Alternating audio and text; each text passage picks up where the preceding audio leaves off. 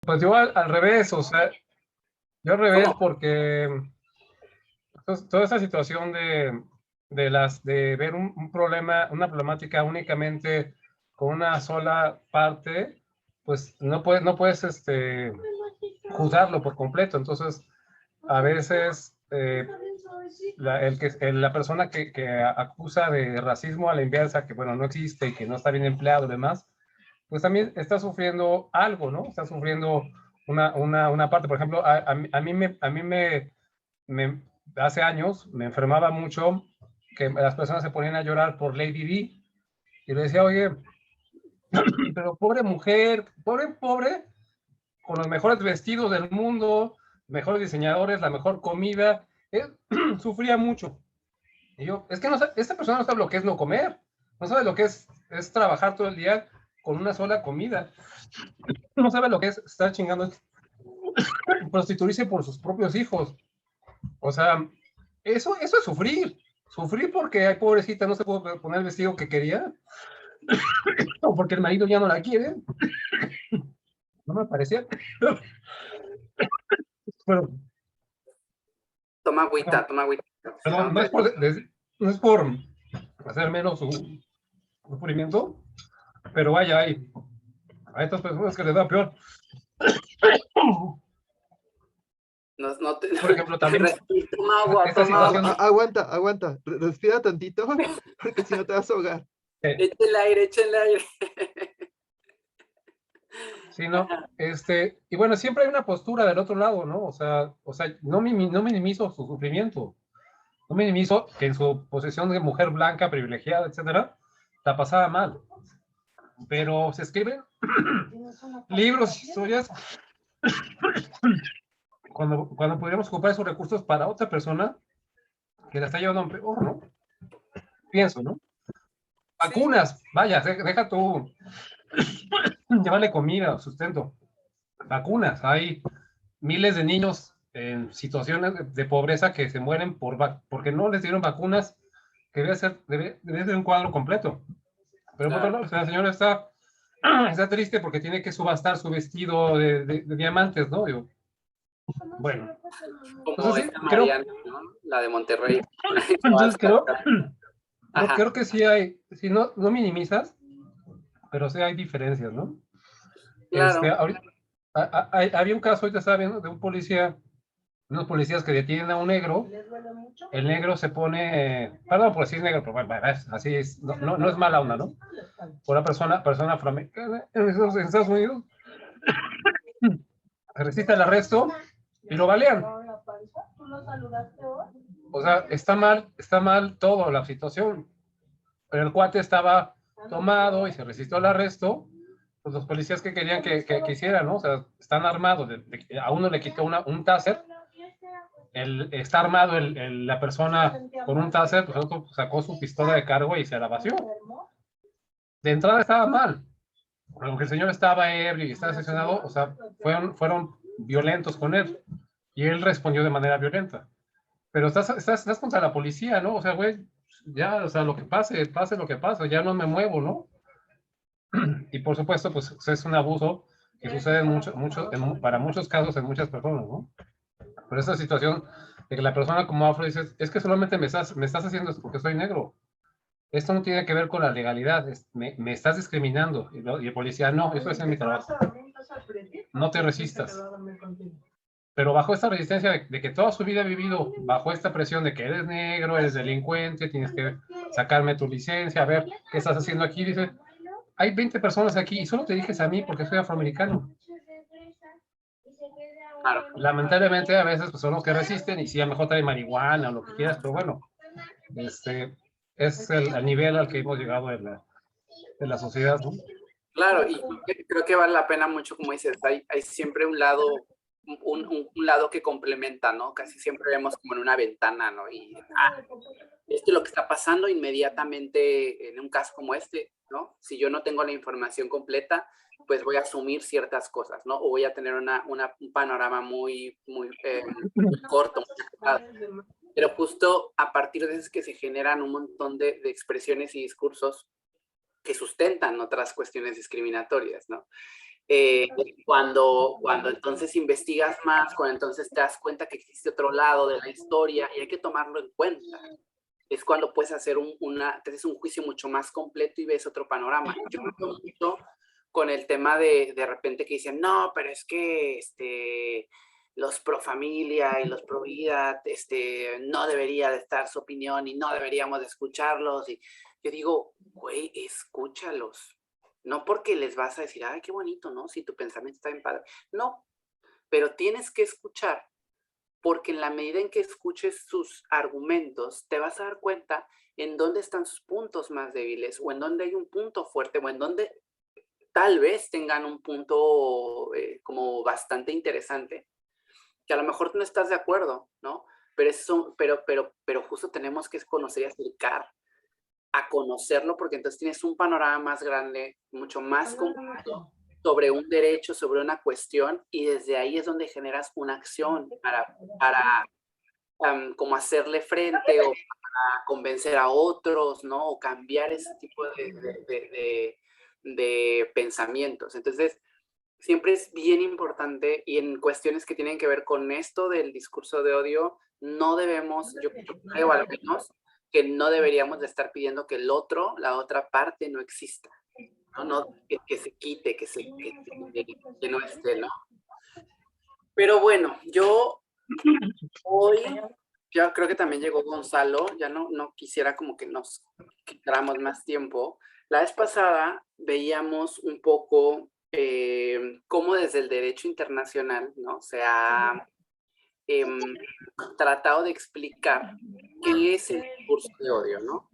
Se ha tratado de explicar cómo definir el discurso de odio, porque al final de cuentas tiene una relación directa con los derechos humanos, ¿no? Y que al tener una relación directa con los derechos humanos, porque los violenta, los viola, ¿no?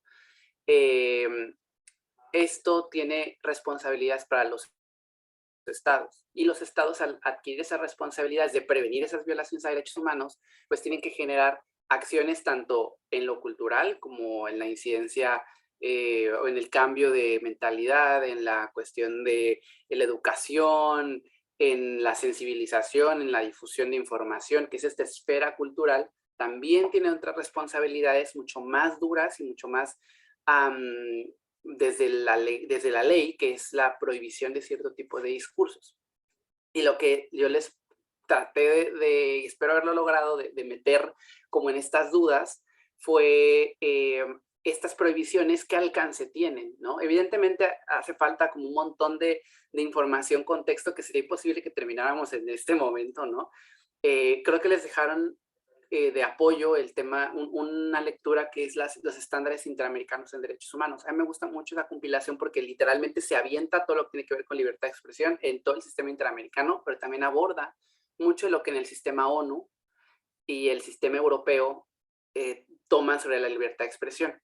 No todos los estados ni todos los sistemas de derechos humanos, por eso son varios sistemas, abordan la libertad de expresión de la misma forma. No es lo mismo el sistema europeo, que tiene una concepción de la libertad de expresión muy contextual, ¿no? La Segunda Guerra Mundial pasó allá.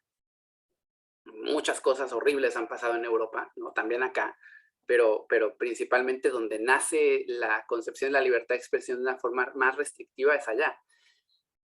Acá en el sistema interamericano, la libertad de expresión tiene una protección mucho más amplia, y entonces hay caben muchas más cosas, ¿no? No hemos avanzado tanto en el tema de las restricciones, porque justamente nuestra historia de dictadura, la historia de la censura, la historia de toda la cuestión del desarrollo social y político de América Latina nos marca. Me dices, híjole, yo no quisiera que el Estado tenga más poder para decirme qué decir, ¿no? O qué no decir. Entonces, tiene mucho que ver con este avance en los sistemas. Pero entonces,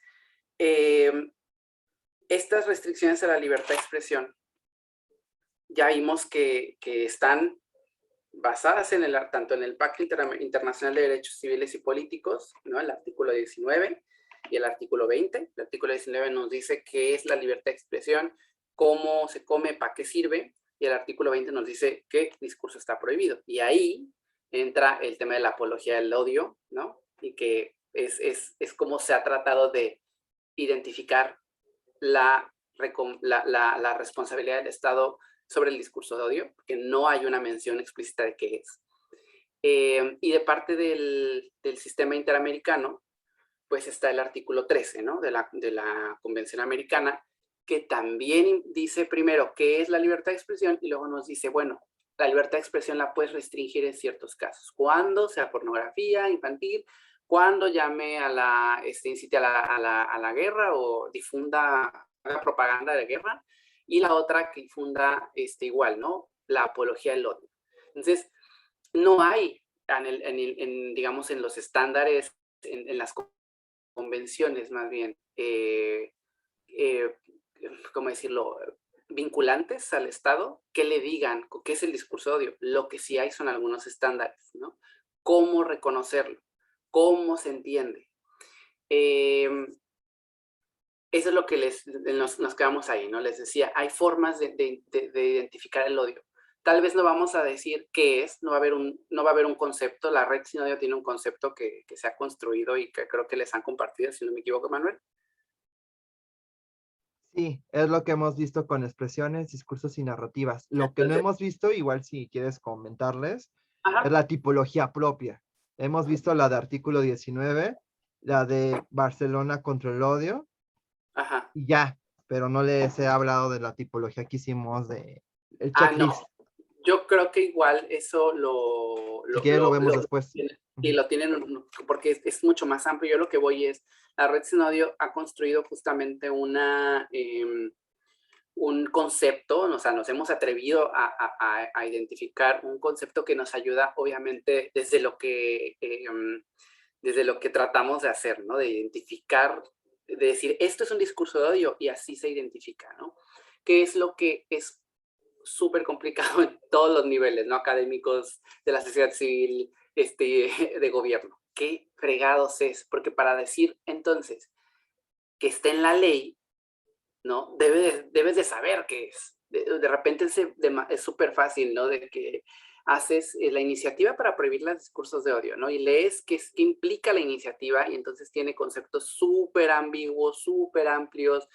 Para ellos el discurso de odio es cualquier cosa que tiene que ver con cualquier tipo de expresión que sea molesta, que sea oprobiosa, que sea grosera, y entonces, en realidad, si eso pasara y se instalara en un código penal, bueno, estaríamos en muy graves problemas, muchas personas, incluso que defendemos derechos humanos, porque a veces la defensa de derechos humanos utiliza este tipo de herramientas discursivas, ¿no? Que retan, que son provocadoras, que incluso son insultantes, ¿no? Para los políticos, para cierto sector poblacional. Estarían en riesgo los comediantes, estarían en riesgo quienes hacen historias, los novelistas, o sea, cualquier persona estaría ahí, porque justo no necesariamente se basan en esos estándares.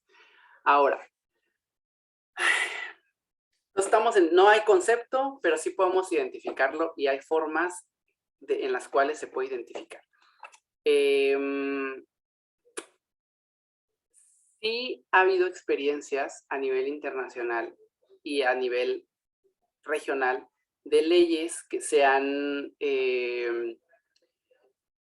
tratado o se han implementado sobre discurso de odio. Creo que quedaron la lectura esta de las... Sí, la que nos dijiste la semana pasada, que viene con las experiencias internacionales. No me acuerdo, pero yo te la busco. Ay, se me olvidó. Derechos digitales. Sí, es esa, la que les pasamos por el link. Sí. Entonces, Derechos Digitales es una organización que hizo un análisis del discurso en América Latina en 2020. Y lo que a mí me llamó mucho la atención es que hace un recuento de las leyes que hay en la región para varios estados, entre ellos Chile, ¿no? Colombia, Paraguay, Argentina, Brasil, Venezuela, Ecuador y demás. Entonces, ahí cuentan cómo las experiencias a la aplicación de la figura del discurso de odio es muy complicada, ¿no? Porque justamente al interpretar tan ambiguamente el concepto de discurso de odio, pues entra cualquier cosa, ¿no?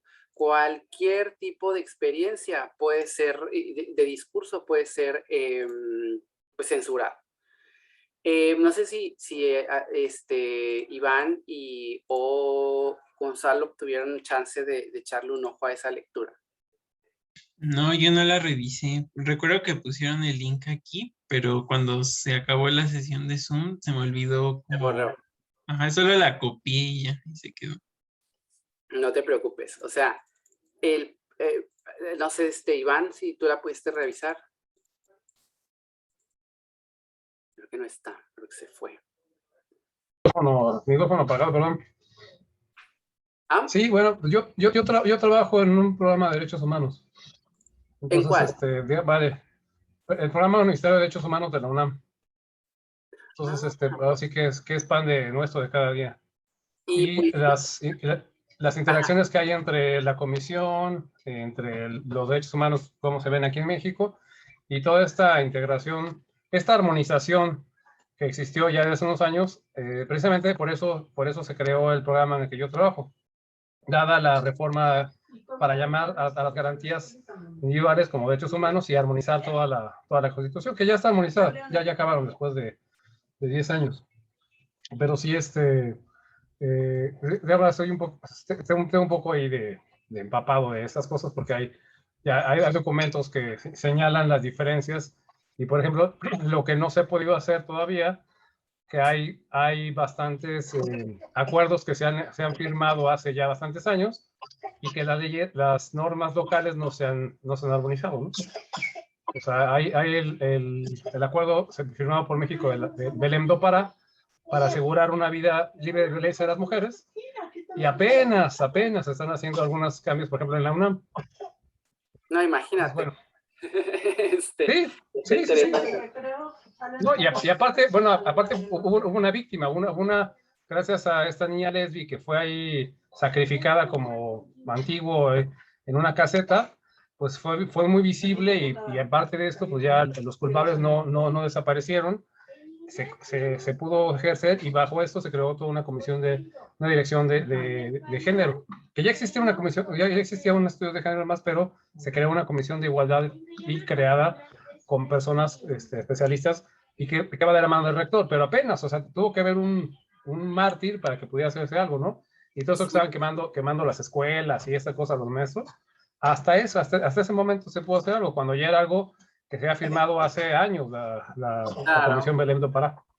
O sea, la armonización legislativa que de repente la comisión y organizaciones dicen, no, si estamos avanzando, yo diría, hijo, nos hace falta pensar que si ha sido suficiente lo que hemos hecho, sobre todo a nivel municipal, porque pues a nivel nacional y Ciudad de México, pues qué padre, ¿no? Pero en los municipios, o sea, estamos lejísimos de que el presidente municipal de acá, por ejemplo, en Cabo, entienda, ¿no? ¿Qué implica la reforma constitucional? ¿Qué le lleva a él, no? Pero bueno, abordando el tema de las legislaciones, voy a comentarles un poquito sobre esta lectura, que está bien buena. La verdad es que yo sí les sugeriría que la revisaran porque trae ejemplos muy claros de cuando se aplica la ley o cuando se pretende legislar sobre el discurso de odio, qué consecuencias nos puede traer y qué análisis podemos de ahí extraer para decirle a las legisladoras y legisladores e incluso a organizaciones de la sociedad civil, no, o sea, no, el camino no es por ahí, no es la legislación porque es tan impreciso y tan complejo.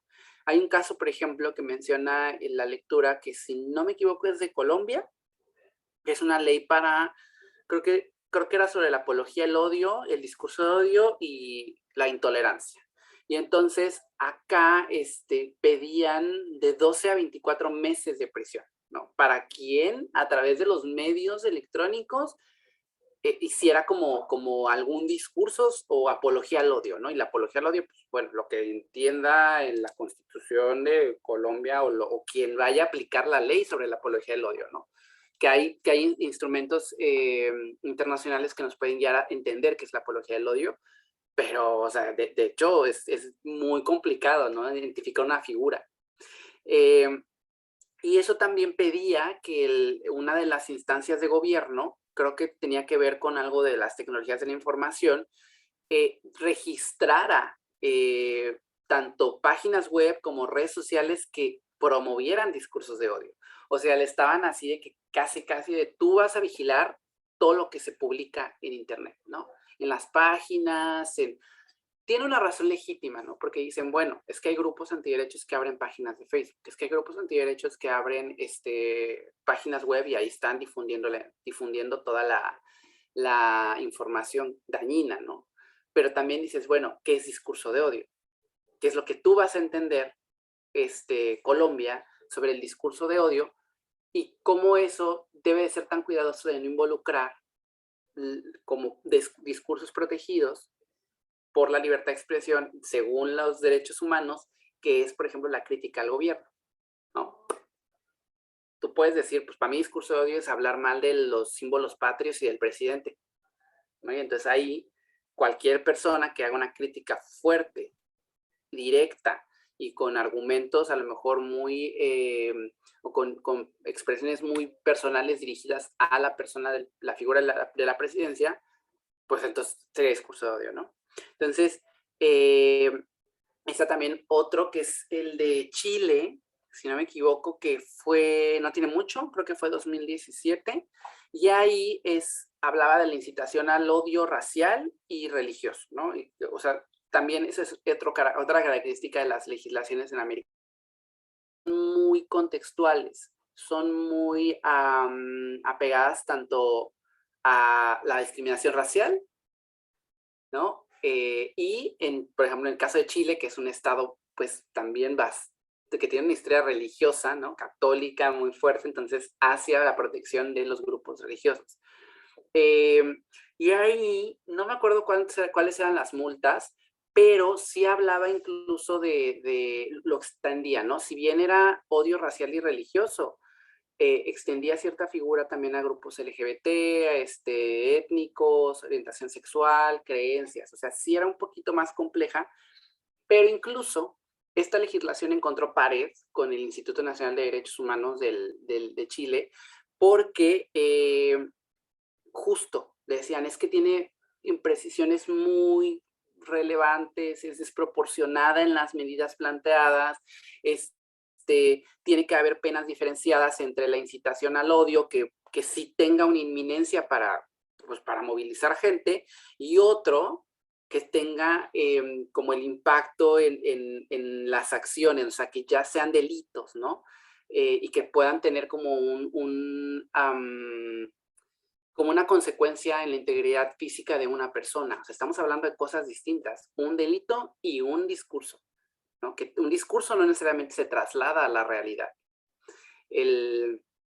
Entonces, son como esos dos ejemplos donde instituciones mismas del gobierno están diciendo, no, pues por ahí no es la legislación. Si lo vamos a hacer, tiene que ser apegado a derecho, y apegado a derecho implica entender que no hay un concepto todavía y que es bien complicado determinar una figura armónica con los derechos humanos. En el caso de México tendría que ser armónica con la reforma, ¿no?, del 2011, que fue en materia de derechos humanos, que trajo así un boom de responsabilidades y de competencias y de análisis. Y eso implica entonces que tiene que ser armónica con todo un catálogo de derechos a los que se abre México a través de la reforma, y eso implica también que debe de ser abierto y armónica con las interpretaciones que hay sobre esos mismos derechos a nivel internacional de las cortes regionales e internacionales, y estándares incluso que dicten cómo y que guíen cómo. Entonces, esto es un análisis así que por eso nunca acabamos, ¿no? Entonces, por eso es bien complicado. Esta lectura vale mucho la pena porque así nos va a despertar esta reflexión sobre si realmente las legislaciones valen mucho la pena. Es lo que tendríamos que apostar, es a lo que tendríamos que avanzar, ¿no? Antes de que sigas, tengo una pregunta, pero ¿qué pasa cuando la propia sociedad es la que está dale y dure y dale con el Estado de que debe de generar una legislación relativa al tema. Por ejemplo, ¿qué pasa si un montón, y tú lo sabes, de sociedad civil, sobre todo LGBT, exige que exista algún tipo de legislación en materia de discursos de odio? Pues, Porque yo estoy de acuerdo con lo que estás diciendo, pero si la exigencia viene de la propia sociedad, ¿qué hacemos? Digo, me estoy poniendo en el lugar difícil no, del abogado del diablo, pues, pero es, entonces quiero saber también cómo, tú cómo responderías, pues. es que yo creo que o sea, la sociedad civil está en todo su derecho de pedir legislaciones para que las vacas puedan operarlas y ponerles alas, ¿no? O sea, si quieres, ¿no? Tú puedes, como sociedad civil, si quieres hacer o sea, de exigirle a las autoridades cualquier tipo de legislación. ¿Qué podemos hacer? Pues argumentar, ¿no? A esa misma sociedad civil, de repente a esta onda de que no estás de nuestro lado, no estás del lado correcto de la historia, ¿no? Cuando no exiges con la sociedad civil mayoritaria cierto tipo de cosas.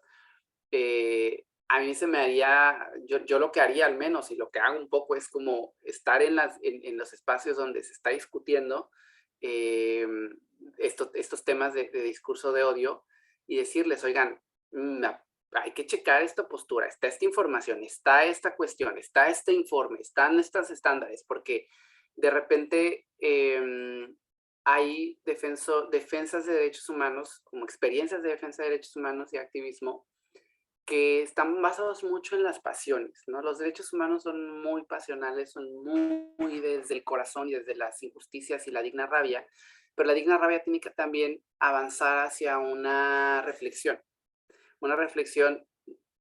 como íntegra de qué implican los derechos humanos y de ahí articular para la exigencia. Entonces, muchos activismos parten de ahí y no necesariamente existe esta reflexión como de todos los derechos humanos, ¿no? ¿Qué implica? ¿Por qué sí podría hacerse? ¿Por qué no? Esto, por ejemplo, que les dije de que toda legislación tendría que estar armonizada con el artículo, con la reforma y los tratados internacionales y toda esta faramaya que me aventé. Es parte de esa reflexión. ¿Cuántas, o sea, yo me atrevería a preguntar cuántas personas, activistas y defensoras de derechos humanos, conocen las implicaciones de la reforma del 2011? ¿No? O sea, yo creo que en México, si no conoces la reforma del 2011, dices, bueno, pues te quedaste en la del 2000, la del 99, ¿no? Casi, ¿no? No, en la del 92. Entonces,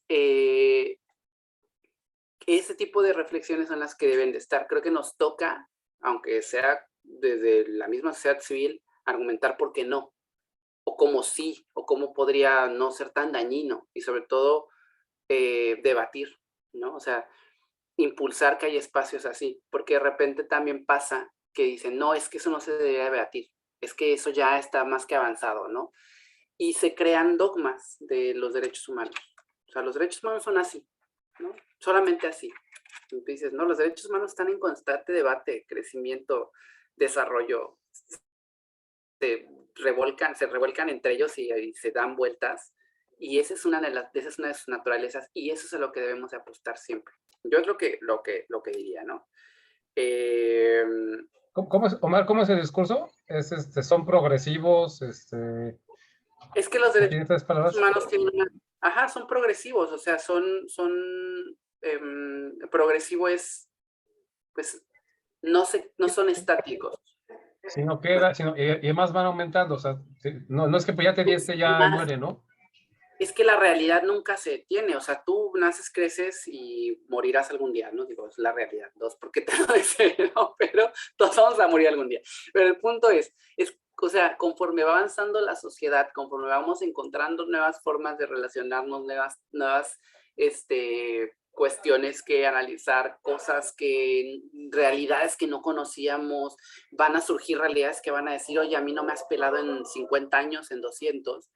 Tenemos entonces que entender que los derechos humanos van acompañando esa historia. Los derechos humanos acompañan la historia de la humanidad, bueno, desde que se crearon, pues, pero la realidad va cambiando y los derechos humanos van acoplándose a esa realidad también.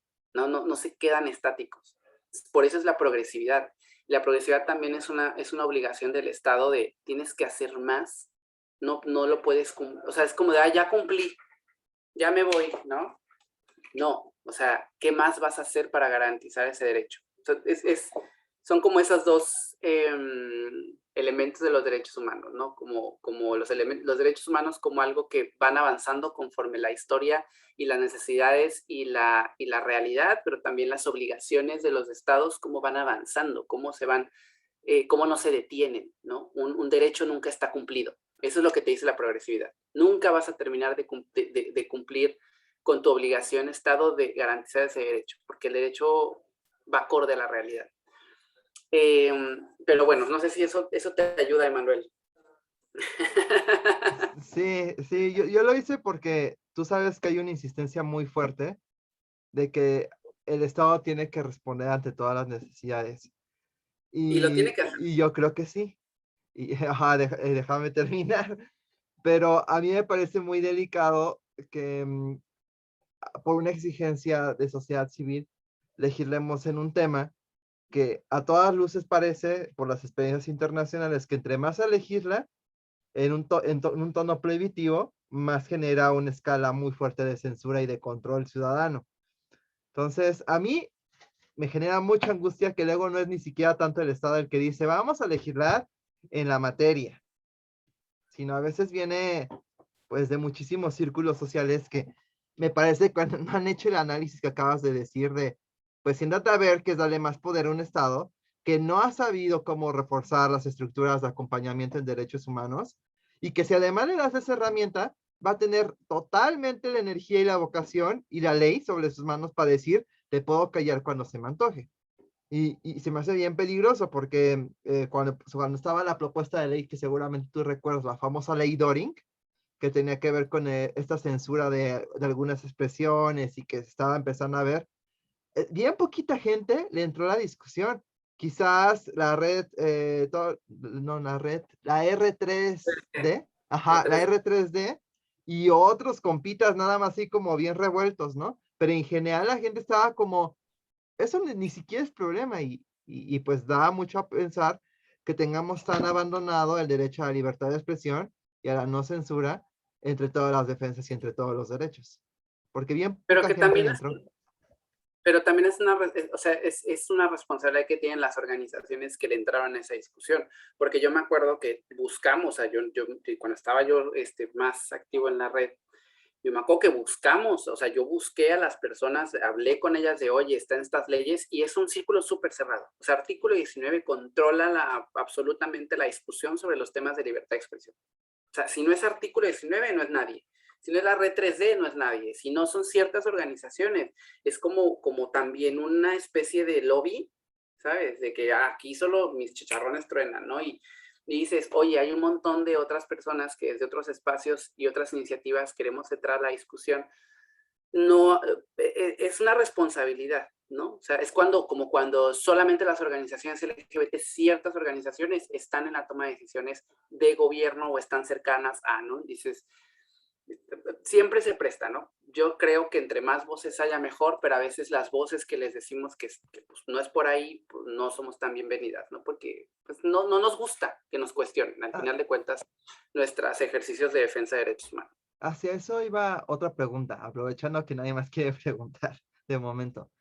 Tomando en cuenta lo que estás diciendo ahorita y de que hay muchas organizaciones que le quieren entrar al tema, pero tú y yo estuvimos en un espacio que le quieran entrar al tema, pero totalmente con una falta de plantearse todos los temas, una falta de argumentación, de revisión de los materiales, de revisión de los antecedentes. Entonces, ¿cómo le podemos pedir a la gente? Más bien mi pregunta no sería por ahí, sino, ¿tú qué dirías a estas organizaciones de diferentes escalas y diferentes lugares que le quieren entrar al tema, pero no se han informado ni siquiera en los antecedentes que hay en el caso mexicano? ¿Qué les podría sugerir a estas organizaciones o a estas individualidades? Porque yo también creo que tiene razón. Que se quede en un lobby no está chido. Y por eso un poco la inquietud de abrir este curso hacia diferentes personas que le puedan entrar al tema y que cada quien haga en su propia localidad, espacio, acervo, lo que considere pertinente. Pero si no queremos que exista un lobby, también es válido, y lo dejo así como pregunta inquieta, que cualquier persona le entre. Yo tengo mi respuesta, pero quiero escuchar la tuya. Yo creo que es que creo que y a lo mejor ahí me voy a echar a Gina y me voy a echar a todo el mundo, ¿no? Creo que odio la palabra profesionalización, la odio así, pero es necesaria, ¿no? A veces hay que tenerla ahí súper presente. Creo que sí debemos especializarnos en derechos humanos. O sea, no basta con ser víctima de violaciones de derechos humanos sistemática y y tener un chingo de intersecciones, ser afro, mujer trans con discapacidad y con antecedentes más aguas también. No es, o sea, no te hace justamente, te hace defensor de derechos humanos a lo mejor, ¿no? Y vas escalando, vas obteniendo información y vas profesionalizándote.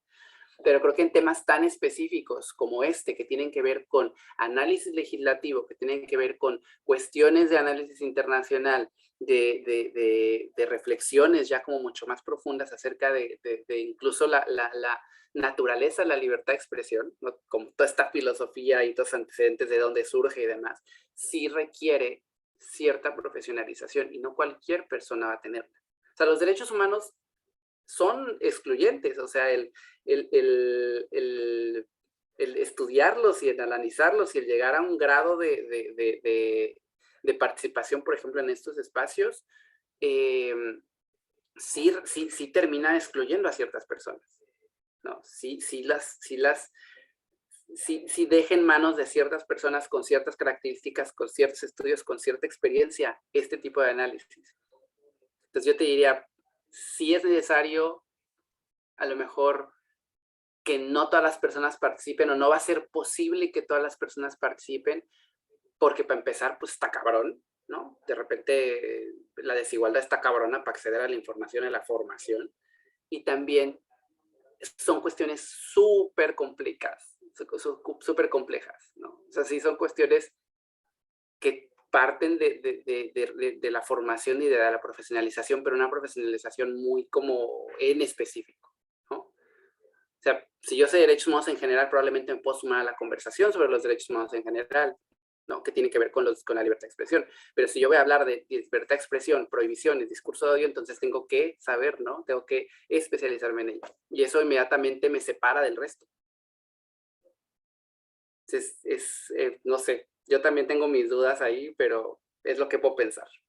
Va, gracias. Iván tiene la mano levantada, entonces lo voy a dejar.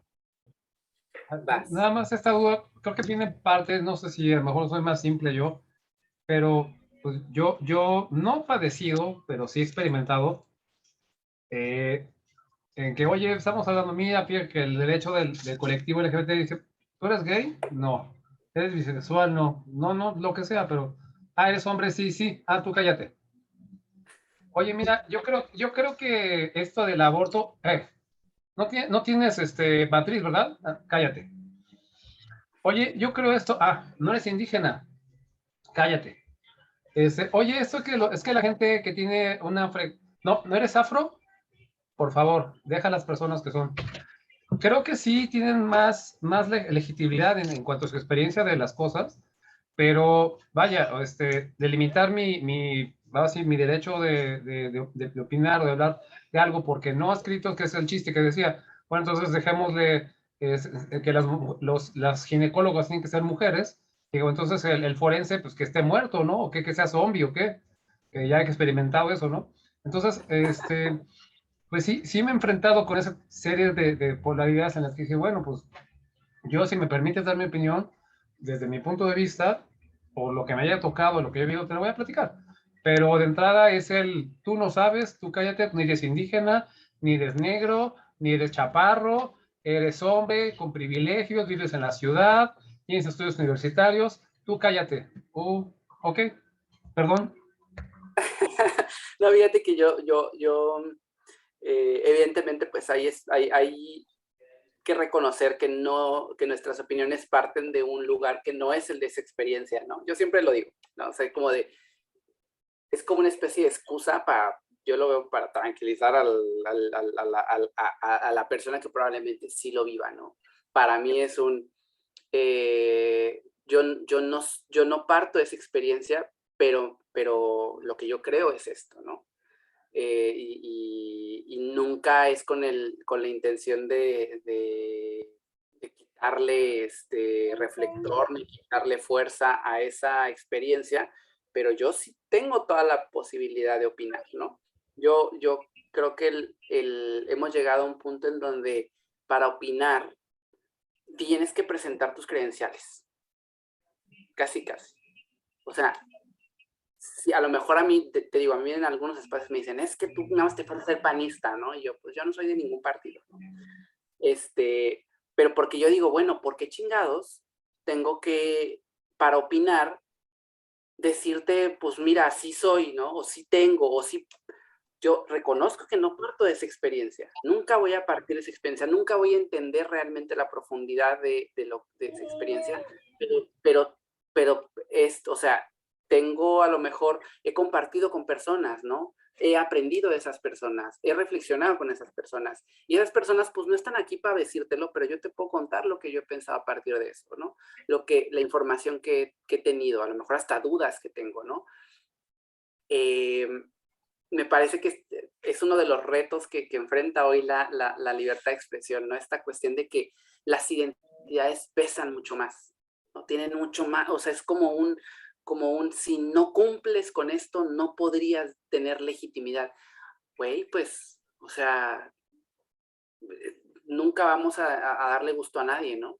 Nunca vamos a terminar de darle gusto a nadie porque, o sea, tú dejas de opinar cuando ya, no sé, por ejemplo, si Gina se aventara en un foro, no voy a agarrar el ejemplo de Gina, te voy a usar de ejemplo.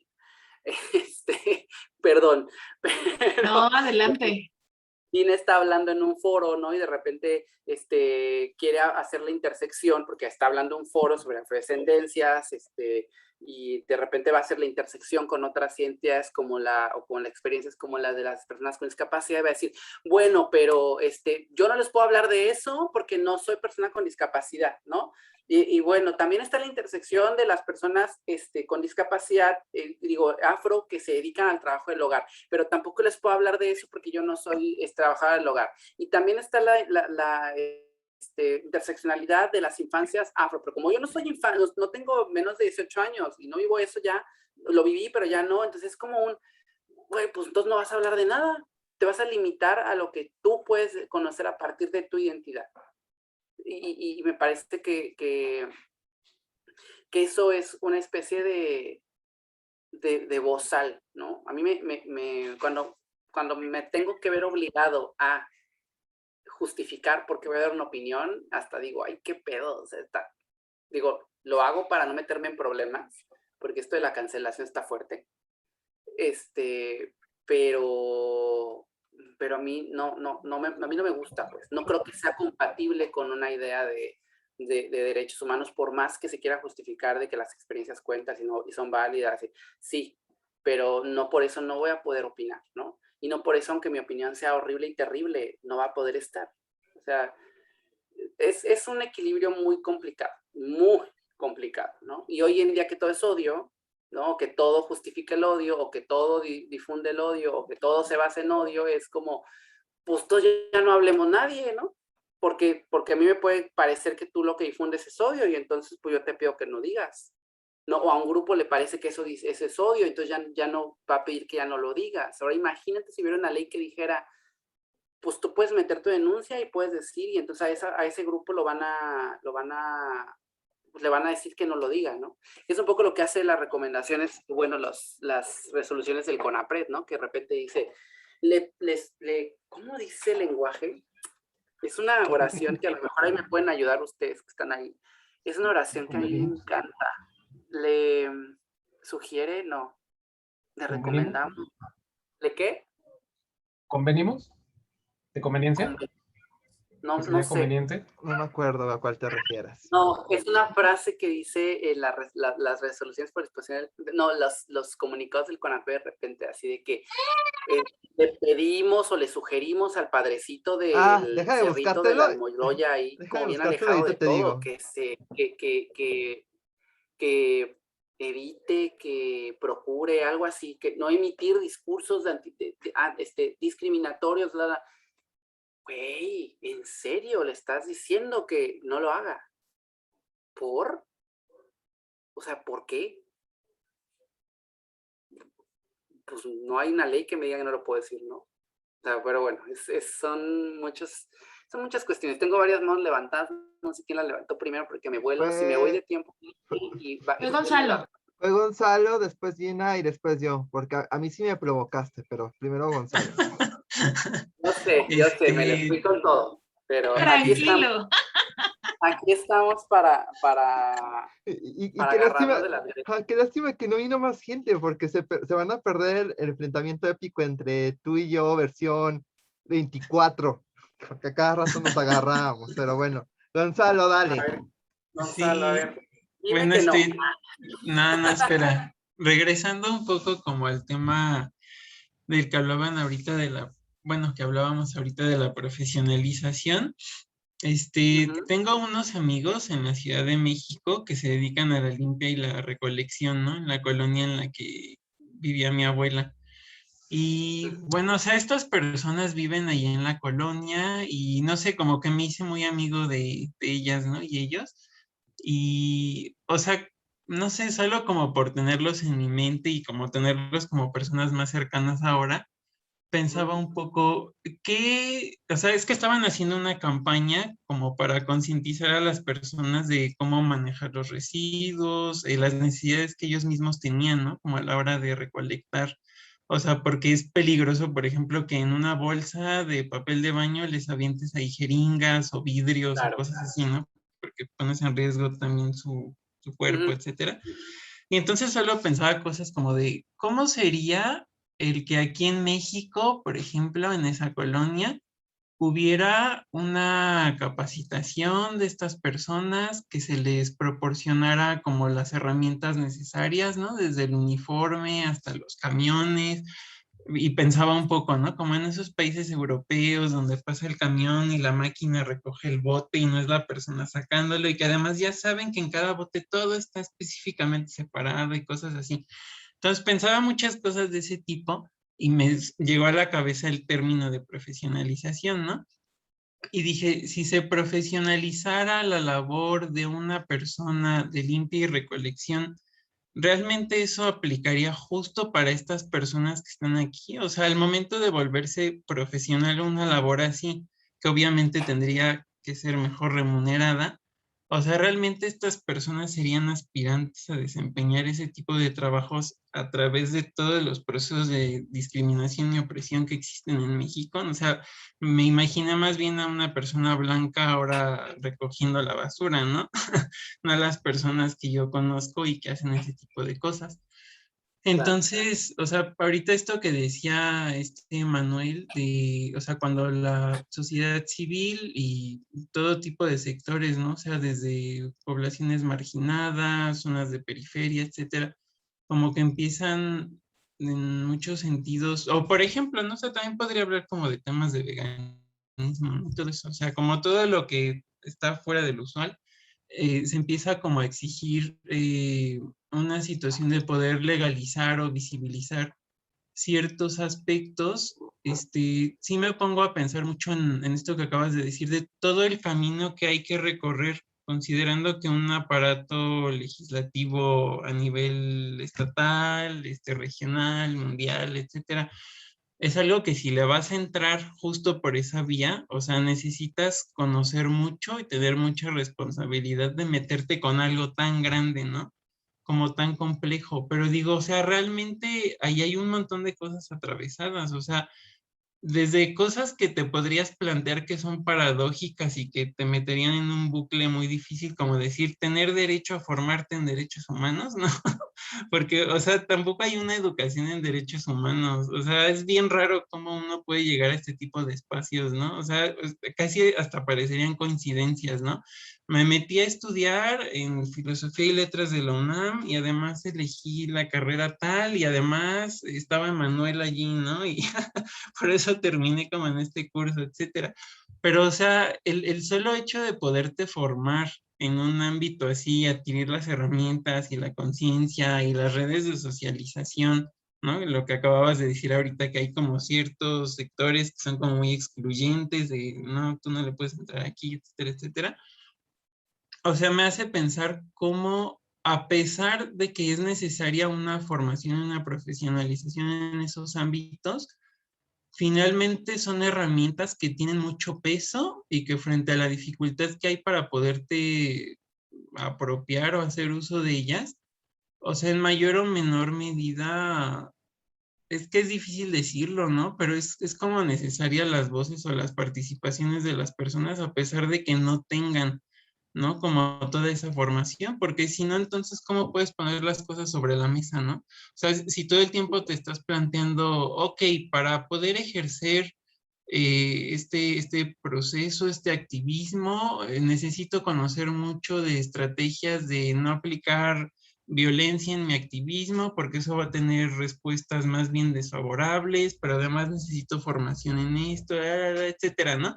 Y si vinculas que justo las personas que necesitan tener eso son las que menos posibilidades tienen de acceder a una formación de ese tipo, ahí es donde otra vez me vuelve a hacer sentido lo de que platicamos desde la semana pasada, ¿no? O sea, realmente ese es enteramente el camino y además, si vamos a hacer uso en mayor o menor medida de ese tipo de recursos, o sea, realmente siempre es tan necesario que haya una formación o profesionalización tan específica que de por sí ya sabemos que es excluyente.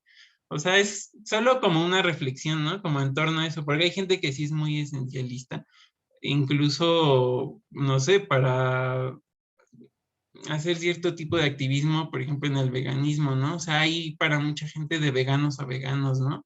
Como el vegano más puro, el que nada se le intersecta de ningún modo y puede llevar a cabo por completo la actividad vegana sin opresión de ningún tipo, pero luego te pones a pensar, híjole, eso implica muchas cosas también como en sentidos de la industria de producción de alimentos y de quienes sí tienen acceso a una alimentación adecuada, porque ser vegano tampoco quiere decir ser saludable, y así un montón de cosas, ¿no? Entonces como que, no sé, empecé a pensar en estas cosas a partir del tema de la profesionalización, y si me atoré en ese bucle como de, oh, tener derecho a tener una formación en derechos humanos, qué difícil está eso, o sea. Claro, y como todo lo que, incluso eso abre un montón de desigualdades, ¿no? ¿Quiénes llegan a tener estos espacios? ¿Quiénes estamos, no? Usualmente tú estás en la universidad, ¿no? Casi todos tenemos una formación universitaria, ¿no? Entonces, también ahí de repente digo, no pienses en eso porque si no, te estresas. Pero bueno, cada quien decide. A ver, Gina, ¿qué me tienes que decir? Tiene sus cosas, ándale. Ok, bueno, lo que pasa es que empecé como a tener conflictos porque, por supuesto, hay la necesidad de generar cruces. En un inicio, hace exactamente unos 10 añitos, yo estaba en el otro lugar, ¿no? En el otro espacio en donde yo prohibía que personas no racializadas estuvieran al frente de ciertos espacios, ¿no? Y era la primera en decirle al ponente, bájese de ahí, ¿cómo se atreve usted, hombre blanco, privilegiado, investigador, con sueldos de 60,000 pesos, ¿no? ¿Cómo se atreve a hablarme de racismo cuando usted no lo ha experimentado, ¿no? En carne propia, ¿no? Y aunque usted tenga 30 años de experiencia haciendo investigación dentro de la misma cartografía nacional, expresando firmemente en dónde estamos ubicados, nuestras raíces, nuestra cultura, nuestras danzas, o sea, independientemente de que usted pone sobre la mesa la visibilidad en espacios académicos, eso no le da derecho a usted a hablar, ¿no?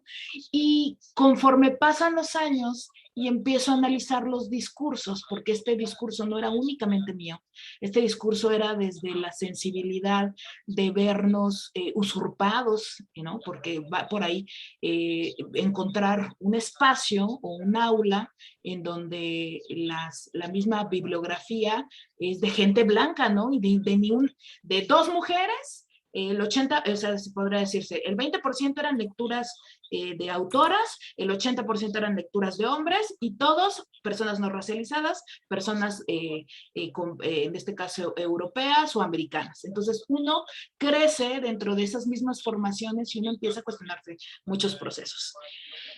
Conforme pasa el tiempo uno se da cuenta que pues, es una realidad, o sea, es una realidad que no estamos dispuestas a callar, porque es un sistema y está basado en una premisa de superioridad e inferioridad. Estamos hablando de racismo, de un sistema privilegiado, histórico, en donde los mejores cargos, la mejor educación, los mejores servicios, los mejores ingresos están ubicados en estratos socioeconómicos, pero también en estratos de colocación por tonos de piel.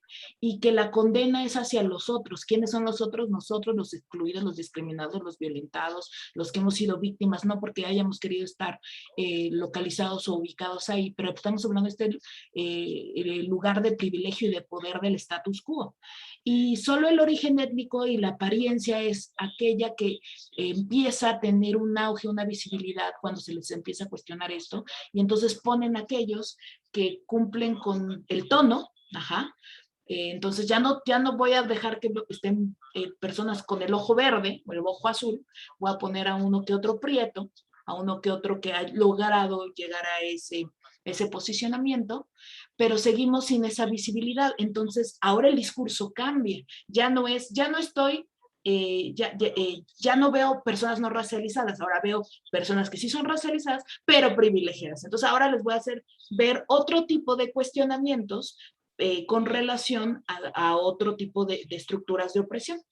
Que porque en este caso no has vivido las intersecciones competentes vinculadas a la racialidad, que hablas desde el desconocimiento y desde los privilegios de haber tenido la licenciatura, la maestría y doctorado, que en este caso eres una persona de ciudad. ¿Tú qué vas a saber si hablas desde una construcción, desde un enfoque, en este caso de formación y de ciudadanía o de urbanización, ¿no? Entonces, todo eso. Y vemos como esta traducción a interpretarlo como una lucha de desigualdad, de una crítica permanente de un sistema que los cobija, pero entonces ya los vemos como aquel negro que es el que cuidaba las haciendas, ¿no? O aquella persona indígena que era el cacique, ¿no? De la hacienda.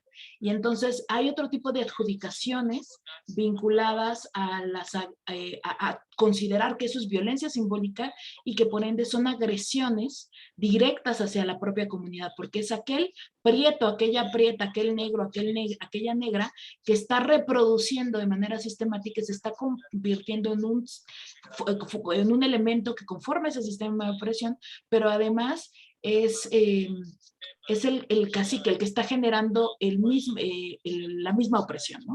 Entonces, mucha gente ahorita con el tema por ejemplo, del racismo inverso, que también es algo con lo que pues entro también en conflicto, es decir, ok, estoy releyéndome entre todos estos discursos, ahora que vivo otro tipo de experiencias en donde ahora yo estoy arriba y a mí me dicen, bájate de ahí, quítate tú para ponerme yo, pero además de decirme que yo estoy reproduciendo este mismo discurso del racismo inverso, ¿no?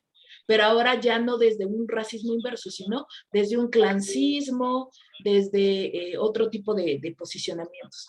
Y me parece muy interesante porque es un bofetón. Para mí es una bofetada muy fuerte de realidad, pero también de entender que, por un lado, hay muy buenas razones, buenas justificaciones para argumentar este tipo de posturas, pero detrás, ¿qué hay detrás? Pues es odio. Odio y la necesidad de volver a sustentar un sistema de competencias, volver a sustentar un sistema de legitimar la colonialidad, etc. Entonces, como que de repente te escucho y, híjoles, Omar, me dan ganas de decirte, claro que no, pero por otro lado digo, tiene toda la razón en otros sentidos, porque es muy complicado leerlo desde distintas posturas. Claro. Sí, no, y créeme que yo cuando llegué acá a cabo, todavía me lo dicen, ¿no? Así es que tú, o sea, tú no conoces el contexto, ¿no? O sea, y es como, el otro día me decía, sin pedírselo, o sea, yo ni lo conozco al vato, ¿no? O sea, lo he chateado con él y estábamos en una videollamada y me dice, es que tú sabrás mucho, ¿no? Pero te voy a decir algo algo que te falta. Y yo así de, a ver, ¿no? Échamelo, ¿no? Porque yo sé que yo no me siento experto en cosas, ¿no? Digo, a ver, échamela, ¿no? Pues internamente dije, bueno, ni te lo pedí, pero vas. Entonces me dice, es que tú vienes de un contexto de ciudad, tú no podrías opinar sobre las cuestiones locales porque pues tú no las sabes, ¿no?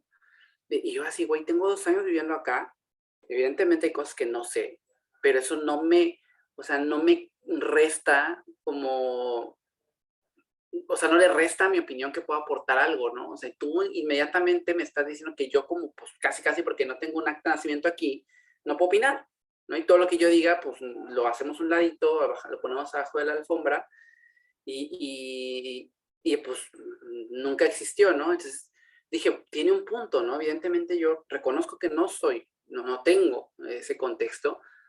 Evidentemente, también reconozco que tengo otro contexto, ¿no? O sea, yo he vivido en el contexto otras formas, ¿no? Otras experiencias. Y eso relacionado con la experiencia que tengo de vivir en Ciudad de México. Pero pues siempre está esta cuestión de por qué. O sea, entiendo, pero no entiendo, pero entiendo. Y al mismo tiempo digo, hijo de la chingada, porque, ¿sabes? Estamos igual, Gina. Yo también me caigo gordo. Va, a ver, Emanuel. Es que yo sé que es como meterle más leña al fuego, pero creo que es importante dado que es el tema de libertad de expresión y yo creo que a ti te gusta que seamos polémicos y polémicas. Pero yo ahí difiero contigo en un punto. Creo que no es lo mismo el derecho a la voz al derecho al voto. Ahí sí yo creo que es muy diferente. En otras palabras, yo creo que es muy, muy eficiente que en cualquier espacio cualquier persona sea escuchada, pero no necesariamente tengo que hacer lo que la persona que fue escuchada se realice. Y ya sé que es ultra polémico porque finalmente no todo lo que yo escuche lo voy a hacer, pero creo que yo estaría un poco más del lado de lo que acaba de decir Gina, inclusive un poco Gonzalo, pues sí te voy a escuchar, pero de que te haga caso y es otra cosa. Entonces también yo creo que ahí es una cuestión diferente, más el Estado no puede hacer eso, ahí sí también hay que diferenciar. Yo como persona puedo decir, no te voy a escuchar y no te voy a hacer caso, pero el Estado en ningún momento puede decir, ay, pues no te voy a escuchar porque no tengo necesidad de escucharte, ¿no? El Estado tiene que escucharte efectivamente en todos los momentos y en cada una de las razones. Por otro lado, yo sí... pero históricamente no ha querido, Emanuel. Ajá. Y yo ahí me pongo, sí, del lado de Gina. Yo creo que si bien es cierto que el derecho a la libre expresión es para todo mundo, yo creo que, y es una de mis palabras favoritas de estas semanas, también hay una cuestión del consentimiento. Y si en mi espacio no quiero consentir que ciertas voces estén representadas, también es muy válido. Y yo creo que también hay que ver que no todo mundo tiene que estar en todas las agendas, en todos los momentos de toda la vida. Yo creo que ahí es una cuestión importante de, por ejemplo, por qué es importante el separatismo dentro de algunos círculos feministas o de algunos otros espacios. Yo, por ejemplo, también me siento identificado con lo que decían hace rato a mí me encantan los feminismos y muchas personas de aquí lo saben. Los leo, los consulto, los visito a cada rato. Y algo muy personal que a mí me pasaba es que en algunos espacios laborales yo quería opinar y no podía, aunque yo hubiera leído a Angela Davis de pie a pa, por ejemplo, ¿no? Pero creo que también ahí está lo del consentimiento, ¿no? De en qué momento hay ciertos espacios que te permiten hablar y consentir que puedes participar y en qué espacios no se te permite y también es válido, pues. Entonces yo creo que tanto una opción como la otra están chidas, solamente hay que saber cuáles son las reglas de juego antes de empezar a jugar. Y creo que es ahí donde empieza mucho lo del posicionamiento político. Hasta dónde vamos a entrar a la discusión, pues también hay que saber en qué espacio estamos y el contexto del espacio en el que se está prestando. Lo que tú decías hace un momento de tú no eras de ese lugar, pues eso podría ser un juicio de valor, porque yo creo que hoy en día tú eres mucho más experto que un montón de gente que ha vivido 30 años ahí, por la cuestión que en la que has estado vinculado con ciertas temáticas. Entonces yo también creo que es parte de la vocación y del juego político. Además de la cuestión de hablar o no hablar, creo que también está ahí la cuestión de en qué reglas estás jugando y por qué. Y nada más para recordarte, en la semana tuvimos una discusión con lo del juego del calamar, ahí sí les puedes enseñar la captura en un ratito. Ajá, para ver, para que se encienda más esto, ¿verdad? Y nada más para finalizar, voy a leer un comunicado, un boletín de prensa de CONAPRED, a lo mejor al que te estaba refiriendo hace rato, para ver si aparece la palabra a la que te estaba refiriendo. Lo voy a proyectar mejor. Ajá, proyectale. A ver si no me regañan. No, pues este es un espacio... Ajá. Pues sí, no es institucional. Fui yo. Si tienen alguna cosa, y me dicen. Fumar. Ok, ¿quieres que lo lea o lees tú? A ver, bájale abajo, abajo, abajo. Vas hacia la acabó. secretaría. No. ¿No? ¿No es este? No. Porque este es el del padrecito. Sí. No, pero hace un llamado para no reproducir discursos de odio que incitan a alimentar. No, pero hay otros. Luego lo voy a buscar y se los mando, pero hay otros que es así como de ay, ¿cómo? Creo que es cuando emiten medidas cautelares. Una cosa así. Ok. No, pero bueno. Entonces no es el que me dijiste. No, hay otros. Te digo que... Pero bueno, yo creo que sí, o sea, la libertad... Y espera, Iván quiere decir algo. Entonces deja que Iván hable. A ver si incendiamos más la casa. Aquí estoy. Sí. Pero no, era solamente un detalle para que no se fuera de lo que hablaba Gina. Según yo en psicología se llama el síndrome del caporal. El caporal era este indígena o de origen indígena que entendía cómo vivían los indígenas, lo metían un rato a la casa del hacendado y pues, comía con ellos de ladito, podía cumplir cosas, lo vestían mono y lo mandaban a latillar a los indígenas. Entonces, esta persona se siente parte del hacendado cuando es un mero otro indígena más, ahí otro de la propiedad del señor feudal, pero él se siente de parte, pero es una explosión de identidad, porque ni es indígena, ni la gente de los indígenas no lo ven bien, todos los que están en la hacienda, todos los que están trabajando no lo ven bien, porque el otro cuate viste diferente, se comporta diferente, los trae en chinga, pero tampoco es de la hacienda, los de la hacienda lo ven mal, este indio sublevado, y sus pares no lo ven como par. Entonces vive en un limbo horrible, porque ni es de aquí, ni es de allá, y es parte del poder hegemónico. Entonces, ese llevaba encima el caporal porque ni es de aquí ni de allá, no hay identidad clara, y es el malo, porque el hacendado es hacendado, y yo soy el dueño, y me vale, y según el acuerdo social, yo soy el dueño de todo, y les hago lo que quiera. Nosotros, por el acuerdo, son esclavos, y el medio no tiene espacio, no tiene una justificación. Entonces era esto lo que daba Gina, ¿no? Pues, desde parte de la psicología, ¿no? Nada más era eso. Órale. No, está súper... Yo no lo había escuchado, la verdad. Yo creo que, pues sí, no, o sea, creo que la libertad de expresión no va junto con pegado el hecho de que me hagas caso y tomes todo lo que yo dije o sea, no. La libertad de expresión me dice, puedes decir lo que tu frega gana. O sea, la libertad de opinar, o sea, yo puedo opinar y pues eso no implica que tu receptor me hagas caso. O sea, creo que no es, el derecho no abarca eso. O sea, el derecho es ser escuchado de parte de las autoridades, y eso lo apuntas bastante bien, ¿no? Y el Estado tiene la obligación basada en ese derecho de escucharte, pero es la obligación del Estado. El derecho que tienen las personas de opinar no le carga una responsabilidad a quien te esté escuchando o a los grupos que te escuchan o whatever, de hacerte caso o de, si te hacen caso, de poner en práctica lo que tú les dices. O sea, el derecho a la libertad de expresión no lo tiene. O sea, la libertad de expresión es, dilo, lánzalo al mundo, ¿no? Si te hacen caso, pues eso ya es, cada quien lo va a hacer. Si te escuchan, cada quien lo va a hacer, ¿no? Cuando es el Estado, pues sí, Ahí sí no hay cómo hacerlo, porque si el Estado no te escucha, pues entonces no está, pues está haciendo una violación de derechos humanos, ¿no? Pero no, la libertad de expresión no implica que me tengas que hacer caso. Entre personas, no. O sea, tú puedes hablar y, pues está bien, ¿no? Y que es un poco lo que yo digo, pues dejen que la gente que llaman antiderechos hablen, ¿no? Hagamos el esfuerzo por crear otro tipo de experiencias narrativas y de expresiones que contrasten con esto. Hagámoslas más fuertes, ¿no? Ni las escuchemos, o escuchemos para entonces, escuchemos para entonces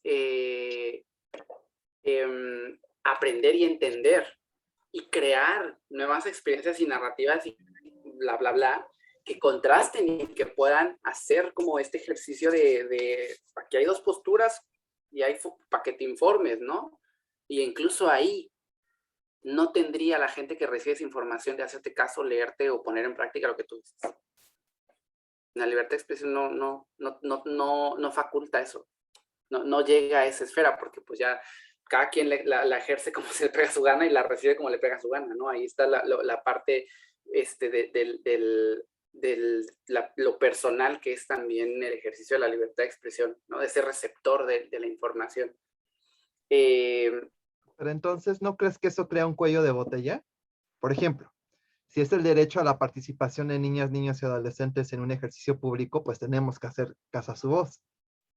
Ajá. Pero ¿quién lo está haciendo, Emanuel? O sea, es que ahí está la clave. O sea, si tú y yo, o sea, yo estoy aquí hablando como perico, Ajá. y tú podrías estar cocinando y yo podría estar de Sí, fondo. acá, como personas, pero como Estado sí le tienen que hacer caso, ¿no? Estoy diciendo, como Estado, el derecho le crea una responsabilidad al Estado. O sea, el derecho es tuyo, Emanuel. Ajá. Pero el derecho no es del Estado, es responsabilidad del Estado. Exacto. O sea, el derecho se traduce en una responsabilidad del Estado y el Estado tiene la responsabilidad de hacerte caso, evidentemente, de tomar en cuenta eso. Pero ya sé para dónde vas. A ver. Sin embargo, el Estado también tiene la responsabilidad de hacerte caso, pero no necesariamente hacer lo que tú quieras al pie de la letra. Ah, qué bueno que dices eso. Porque el Estado tiene responsabilidades contigo y con 200 millones de personas más, ¿no? Y aunque tenga con 200 millones de personas más, tiene responsabilidades con base en los derechos humanos. O sea, no puede tomar pues quieren que hagamos una ley, del discurso tenga su ley. No funciona así. O sea, toma un proceso de análisis, el Estado tiene que saber cuándo sí, cuándo no, la maravillosa reforma constitucional 2011, el principio pro persona, el análisis legislativo, todo eso implica un proceso en donde el Estado tomó tu propuesta, pero no significa que te vaya a hacer caso. En la cuestión de así como tú lo quieres, para cuando lo quieras y como lo quieras. El Estado tiene la obligación de atenderte. El Estado tiene la obligación de legislar para garantizar derechos, pero es muy distinto al Estado tiene que hacer lo que yo le diga. No. Sí, eso era lo que quería que dijeras, porque iba a insistir con lo de mi ley. Si tú eres Estado, pues hazme caso con mi ley, y eso también insistiría que los movimientos antiderechos tendrán que ser escuchados y tendría que haber alguna legislación. Es el discurso por ejemplo, del Frente Nacional por la Familia, tú estás ahí porque yo te pago, tú eres funcionario público, mi sueldo sale de mí, en pocas palabras. Y ese es el discurso, el Estado tiene que hacer lo que nosotros le estamos pidiendo al Estado hacer. Y yo te diría que no nada más es del Frente Nacional por la Familia, es de todos los activismos, de todos los espacios de defensa de derechos humanos, ¿no? Porque yo he escuchado personas de espacios también indígenas, afrodescendientes, LGBT, que es así de que si no espérate, no. O sea, sí pagas impuestos y sí sale parte de que vive de ti, ¿no? Y no nada más de ti, vive también de los pro familia y de los y de los antiderechos, ¿no? O sea, y vive de los propios impuestos que paga el funcionario. Entonces, todos lo hacemos, todos lo dicen, ¿no? El Estado tiene la obligación de incluso escuchar al antiderechos. de recibirle su iniciativa de ley al antiderechos. Y decirle, ya analizamos tu iniciativa de ley, y entonces esto, o sea, el Estado tiene la obligación de responderte incluso. Si no te responde, algo está pasando ahí. No hay un proceso justamente democrático y de derechos humanos, ¿no? O sea, si tú me preguntas, si tú me mandas, yo te tengo que responder. Esto que me estás entregando, mira, no podría ser por esto. El Estado, o sea, incluso podemos decir que el Estado responde cuando pasa, cuando se pone a consideración una ley en un Congreso y no pasa, o pasa, ¿no? Equivocadamente, con argumentos totalmente fuera de derechos humanos, pues es una discusión distinta. Pero el Estado te está recibiendo, el Estado está hablando, ¿no? El Estado te está escuchando, el Estado te recibe y el Estado te responde. No tiene que hacer lo que tú quieras. Es que es una forma muy como poco, o sea, que poco comprende cómo funciona el proceso democrático, ¿no? O sea, esto de el pueblo lo que manda y dices, ay, güey, no es por ahí. O sea, no, porque pues no, hay un montón de pueblos, ¿no? ¿Cuál pueblo? ¿No? ¿Cuál estrato? ¿No? O sea, hay un montón de cosas ahí dentro de ese argumento, ¿no? Pero luego se quejan de por qué hacen consulta. Yo diría, ¿para qué las hacemos? O sea, ¿para qué hacemos consultas en eso?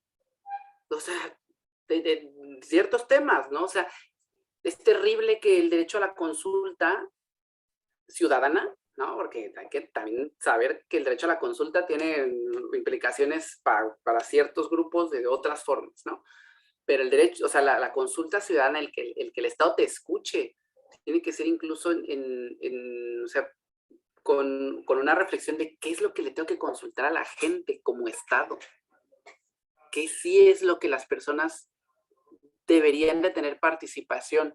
Y no estoy diciendo que no deberíamos de tener participación en todo, pero hay cosas que dices, no tendrías que estar preguntando. La última consulta que hubo, o sea, eso ya estaba en la ley, lo tenía que hacer, eran unas atribuciones, es parte de los procesos de acceso a la justicia y nos estás preguntando si queremos que hagas justicia. No, pues gracias, ¿no? O sea, gracias por escucharme, pero pues ¿para qué me preguntas? Te gastaste millones de pesos para un ejercicio que no sirvió de nada y cuya respuesta ya sabías y cuya respuesta de todas formas y que tuviste que hacerlo. O sea, ¿qué fue lo que dijo el presidente? No, de todas formas se va a hacer. Pues, ¿para qué chingos preguntas? O sea, es un ejercicio meramente político, es un ejercicio que está fuera totalmente de lo que debería implicar una consulta en materia del derecho a ser escuchado, ¿no? Pero bueno, esos son temas más políticos que no creo que sea tema de acá. Y lo del consentimiento, yo diría, bueno, ¿en qué espacio estás, Emanuel? ¿Es un espacio público? ¿Es una convocatoria pública a hablar sobre derechos de niños, niñas y adolescentes a la sexualidad? ¿Es un foro? ¿Es tu casa? ¿Es una universidad? ¿No? ¿Es este espacio? ¿No? ¿Es con tu grupo de compas? O sea, si tú me dices, es que es un foro sobre sexualidad que hice con una red de organizaciones, pero convoqué públicamente, pues tú estás abriendo el espacio para que la gente llegue y cualquier persona puede llegar. Y de repente dicen, no, es que hay que ponerles que nos digan cuál es su opinión sobre el aborto para entonces ahí hacer el filtrado, para que no lleguen personas que tienen un pensamiento distinto. Entonces tú no quieres dialogar, tú quieres escucharte con todos los enanitos que ya te escucharon. Tú quieres platicar con tu grupo de pitufitos que todo el tiempo están hablando de lo mismo. Entonces, eso es un diálogo circular, o sea, se dicen lo mismo y vuelven a reflexionar y entonces güey, no. Permite que la gente incluso que está en contra de ti, hable. Te va a molestar, te va a recagar, va a reproducir estereotipos y le va ¿cómo le dicen? Va a abonar a un clima de desinformación y de odio y pues sí, lo va a hacer. Y yo diría, neta, abona. O sea, el discurso pedorro que se aventó este debate en el foro, no sé, ¿no? Abona realmente. Uy, la bolsita se llena, ¿no? O sea, de repente siento que hablamos en abstracts, así como si, no sé, me da mucha risa, ¿no? Pero es eso, o sea, vamos a tener el consentimiento de la gente de, yo diría, bueno, ¿en qué espacio estás? ¿No? ¿Para qué? ¿Cuál es el objetivo? ¿Te interesa aprender? ¿Te interesa incluso desaprender, de construirte? No hablamos de la deconstrucción, pero la deconstrucción pareciera que no implica contrastar ideas con creencias que nos como interpelan, ¿no? Pareciera que implica que nos sorprende, ¡ay, qué reflexión tan profunda! En lugar de decir, ¿qué pedo con ese güey? Oye, pero me hace pensar en esto, ¿no? No, la deconstrucción solamente es en el, ¡ay, me suma!, ¿no? Y no. Pero bueno, yo eso te la regresaría, ¿no? ¿Cuál es el espacio? Porque si me... pues entonces no hablemos, ¿no? Pero ya ya nos clavamos, ya ni acabamos esto de las formas en las que podemos identificar los discursos de odio.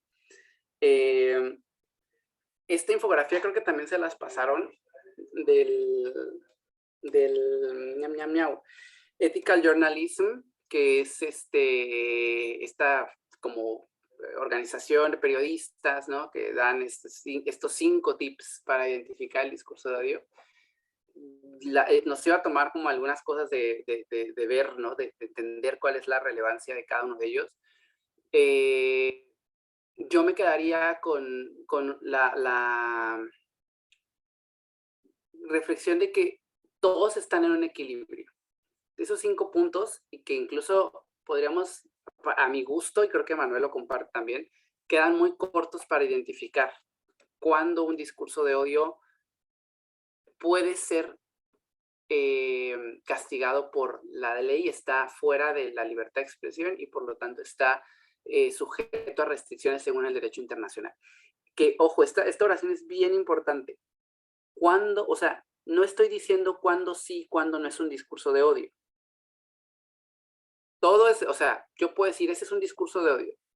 Y ese de allá también. Pero este de acá puede ser castigado por la ley. Debería de ser sancionado según el derecho internacional. Este de acá está amparado por la libertad de expresión. No deja de ser discurso de odio, pero pero toma implicaciones distintas según, ¿no? la responsabilidad que tiene el Estado de actuar sobre ese discurso de odio. ¿No? Porque entonces el Estado tendría que decir, no lo puedo castigar, pero sí lo puedo prevenir, ¿no? Que eso fue también lo que dije la vez pasada. No significa que no podamos hacer algo frente a ese discurso. Significa que no debemos de apostar nada más por la legislación, porque la legislación es bien complicada. No existe una forma para identificar plenamente un discurso de odio. Estos 5 puntos, de todas formas, nos dan una chamba así de que estamos hablando de una perspectiva de la probabilidad, ¿no? ¿Qué tan probable es que este discurso se vuelva, tenga una inminencia, ¿no? Porque uno de los puntos es la inminencia de movilizar. Tenga la inminencia de movilizar. Entonces, cuando empezamos a hablar de la inminencia y de que es probable, estamos en el mundo de los supuestos. Entonces, en el mundo de los supuestos se nos puede colar cualquier cosa, ¿no? Entonces, hay que hacer muchas preguntas, hay que hacer un análisis contextual de contenido, de saber en qué momento se dijo, cuál era el contexto histórico, quién es la persona que lo está diciendo, qué medios tiene, por qué lo dijo. Ha habido repeticiones, hay patrones, es un análisis súper complejo, y lo que más nos va a costar y lo que más nos va a poner en el aprieto es decir, ¿es probable que pasa? ¿Qué hubiera pasado si no lo hubiera dicho? ¿No?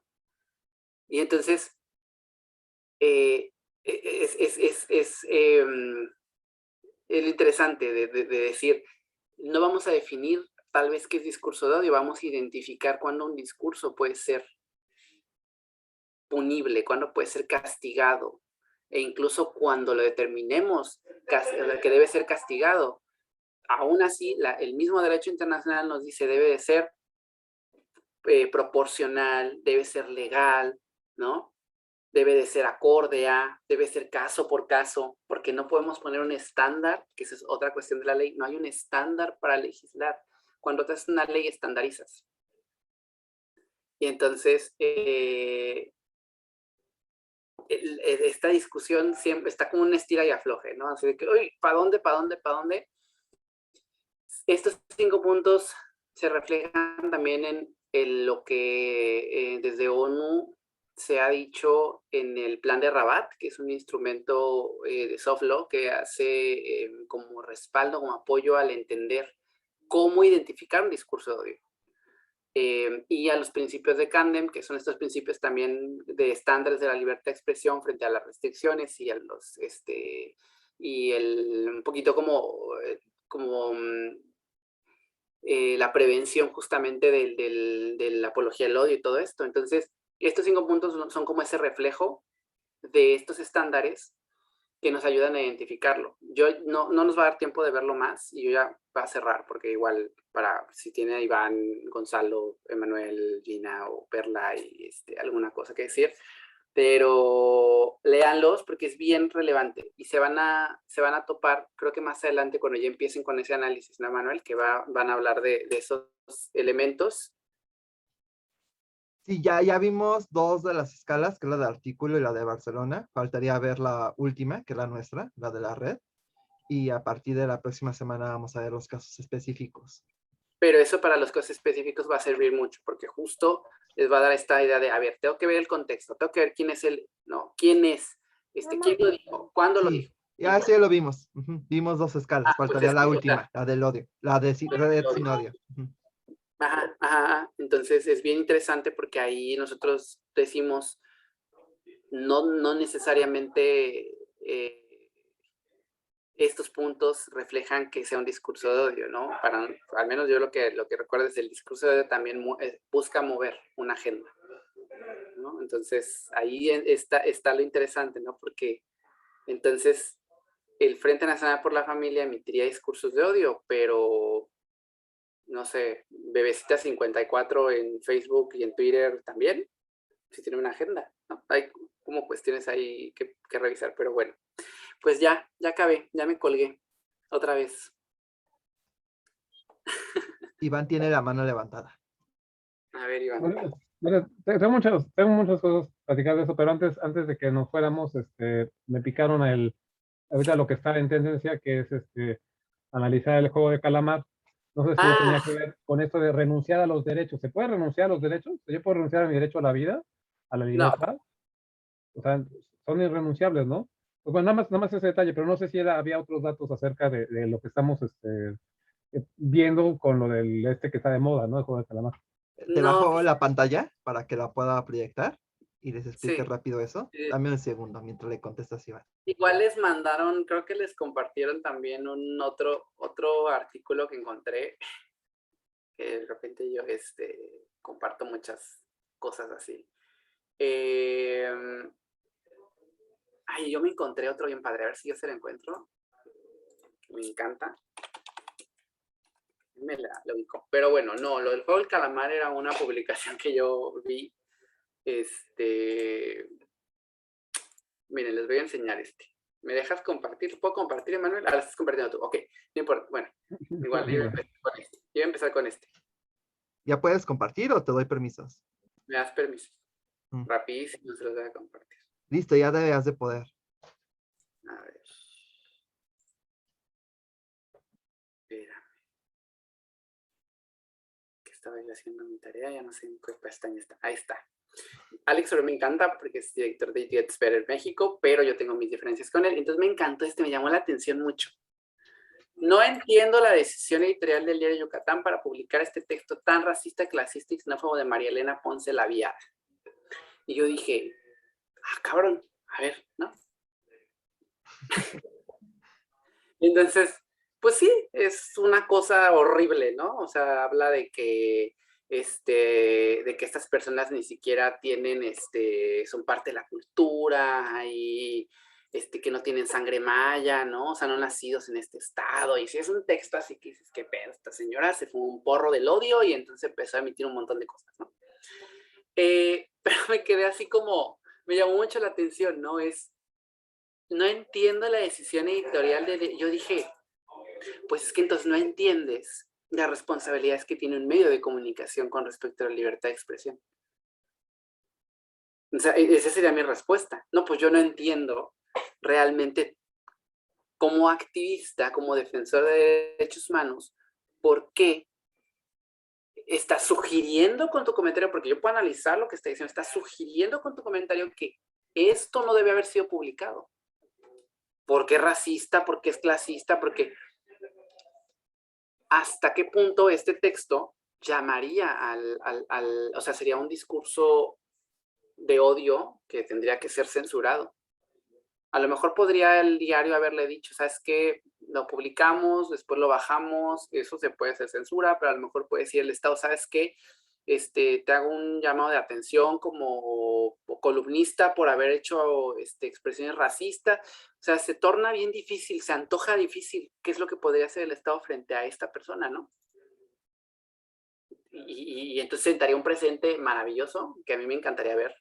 Ojalá no pase porque qué feo, ¿no? Una violación a derechos humanos tan grave, pero al mismo tiempo digo, qué interesante porque es, o sea, estaría buenísimo, ¿no?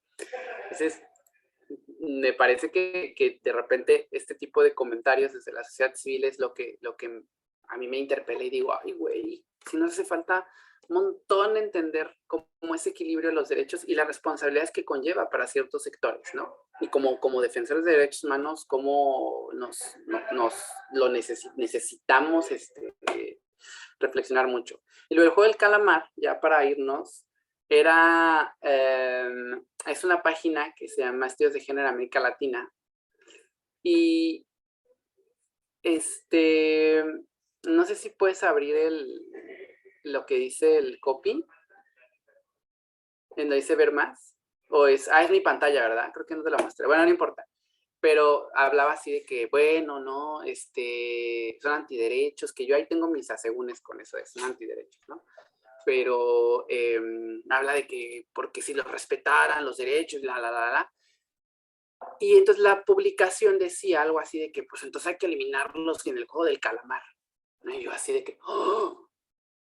Dije, órale, ¿qué pasaba en el juego del calamar cuando la morrita volteaba? Y me estoy poniendo exquisito porque así son los análisis que hacen de repente Los grupos, defensores. con los defensores de derechos humanos, es que no, pero es que esa película estaba llamando a la violencia, ¿no? Entonces hacen un análisis de este meme en un contexto así, lo estiran como hilo de tanga, y entonces es como, eso es odio, ¿no? Entonces yo estoy haciendo lo mismo con esta publicación. ¿Qué pasaba con los señores y las señoras y los señores que estaban en ese juego cuando la morra volteaba? Pues les disparaban, ¿no? Así, y eran eliminados literalmente, ¿no? Entonces el juego implicaba que los eliminas, los mataras, ¿no? Entonces imagínate, lo que está sugiriendo esta publicación es que pues hay que eliminarlos, ¿no? Justo como si fuera el juego del calamar, ¿no? Si fuera al revés, imagínate que dijera, yo viendo quién es abortista en mi Facebook. Exacto. Está rudo. O quién es LGBT en mi Facebook, o quién es trans en mi Facebook, o quién es pro-afro en mi Facebook, o quién es, ¿no? Ahí sí saltamos y decimos, no, pero ¿cómo? Entonces, son este tipo de discursos, de expresiones que dices, híjole, ¿cómo desde la sociedad civil se sigue reproduciendo nos quejamos por una parte de que estos discursos están ahí y están generando violencia, y ay, no, pero al mismo tiempo utilizamos los mismos discursos para nuestros fines, y entonces ahí no, ahí sí está validísimo, está muy bien, y qué meme tan bueno. Entonces, debemos de tener como mucho ese cuidado, sobre todo cuando se inicie con el tema de las contranarrativas, que supongo que es lo que va más adelante,